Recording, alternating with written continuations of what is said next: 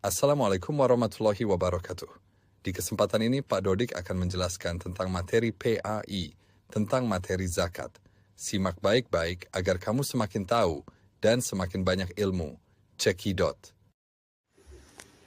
Ya, baiklah anak-anakku sekalian yang hebat dan selalu penuh dengan semangat untuk mapel PAI dan budi pekerti di kelas 5 semester 1 kali ini kita akan mempelajari tentang materi zakat fitrah. Ya, yang perlu kita ketahui dalam pelajaran fikih untuk kelas 5 di semester 1 ini kita akan mempelajari zakat fitrah. Zakat fitrah adalah sebuah kewajiban bagi setiap muslim untuk membersihkan diri dan bertujuan untuk membantu orang-orang yang membutuhkan. Langsung lanjut ya ke materi yang pertama, yakni tentang pengertian zakat fitrah. Anak-anakku sekalian yang hebat dan luar biasa, perlu kalian ketahui apa itu zakat fitrah. Baik, secara istilah zakat fitrah adalah zakat yang wajib dikeluarkan oleh setiap muslim mulai dari awal bulan Ramadan menjelang sampai nanti menjelang pelaksanaan sholat Idul Fitri. Dan zakat fitrah ini disebut juga dengan zakat jiwa atau zakat diri. Dan tujuan utama dari zakat fitrah ini adalah bertujuan untuk membersihkan diri dari dosa-dosa dan tentunya untuk membantu orang-orang yang membutuhkan. Baiklah, untuk selanjutnya yakni tentang waktu pelaksanaan zakat fitrah. Kapan boleh umat Islam melaksanakan dan menunaikan ibadah zakat fitrah? Yakni ini ada beberapa pandangan para ulama. Di antaranya ada yang pertama, ulama yang membolehkan pengeluaran zakat fitrah ini di awal bulan Ramadan. Jadi ketika masuk pertama kali di bulan Ramadan, di hari pertama, di malam yang pertama, ini sudah bisa mengeluarkan zakat fitrah. Akan tetapi ulama-ulama lain, para ahli madzhab, ini dari Imam Syafi'i, ini lebih menekankan untuk keutamaan pengeluaran zakat fitrah ini ialah paling utamanya dilaksanakan sebelum pelaksanaan sholat Idul Fitri, yakni di pagi hari menjelang berangkat menuju tempat ibadah pelaksanaan sholat Idul Fitri. Akan tetapi walaupun dengan keutamaan ini juga tentunya beresiko bahwasanya ketika zakat fitrah terlupakan dan tidak terbayarkan ketika sudah pelaksanaan sholat Idul Fitri, setelah sholat Idul Fitri, maka pembayaran zakat ini dianggap tidak sah. Dan seorang muslim dianggap tidak menunaikan ibadah zakat fitrah. Lanjut ke slide selanjutnya, yakni tentang tujuan zakat fitrah. Seperti yang saya sampaikan di awal tadi, untuk tujuan utamanya adalah membantu orang-orang yang membutuhkan. Akan tetapi ada 3 bagian untuk tujuan dari zakat fitrah, diantaranya yang pertama membersihkan diri. Tujuan zakat fitrah ini untuk membersihkan diri dari dosa-dosa.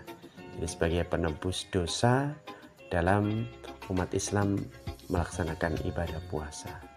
Kemudian yang kedua, yakni membantu orang-orang yang membutuhkan.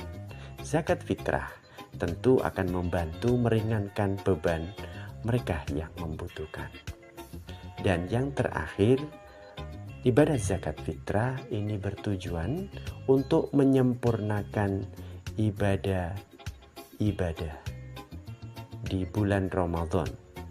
Jadi dengan melaksanakan zakat fitrah ini seperti halnya setelah umat Islam melaksanakan ibadah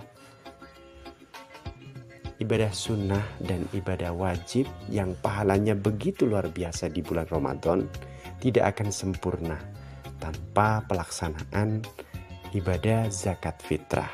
Jadi ibadah zakat fitrah akan menyempurnakan pahala-pahala dan keutamaan di bulan Ramadan.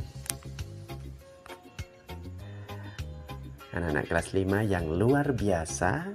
Kita berlanjut ke materi selanjutnya, yakni tentang bentuk dan besarnya zakat fitrah. Bagaimana pembayaran zakat fitrah itu dilaksanakan, yakni seperti di tampilan berikut. Kita ketahui bentuk zakat fitrah ini dalam bentuk apa. Zakat fitrah biasanya menurut para ulama ini merupakan bahan makanan pokok yang dimakan sehari-hari oleh masyarakat di sekitar. Seperti halnya bila kita berada di Indonesia, ini kita akan makanan pokok orang Indonesia adalah beras. Jadi bila di Indonesia pengeluaran zakat fitrah ini akan berupa beras. Dilanjutkan untuk yang kedua, besarnya zakat fitrah. Pembayarannya ini berapa? Bobotnya berapa?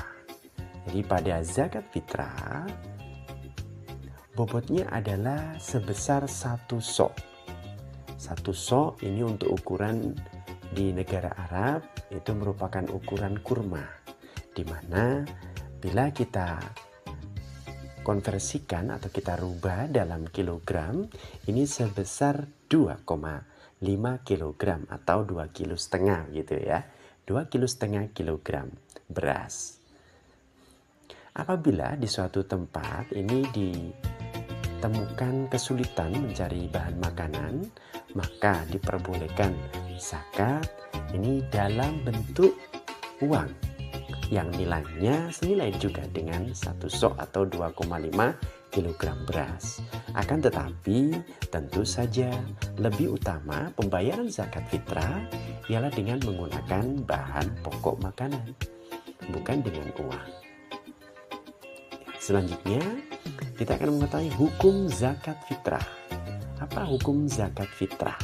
Hukum zakat fitrah adalah wajib bagi setiap muslim yang ketika memasuki bulan Ramadan ini masih dalam keadaan hidup. Dalam arti semua orang tanpa terkecuali seluruh umat Islam berkewajiban membayar zakat fitrah selama sudah memasuki di hari yang pertama di bulan Ramadan. Kemudian, apa dasar hukumnya pembayaran zakat fitrah? Dasar hukum pembayaran zakat fitrah ini kita dapati di Al-Quran dan juga di hadis Rasulullah. Yang selanjutnya 8 golongan asnaf. Apa itu 8 golongan asnaf? Asnaf ini merupakan orang-orang yang berhak menerima penyaluran dari zakat fitrah.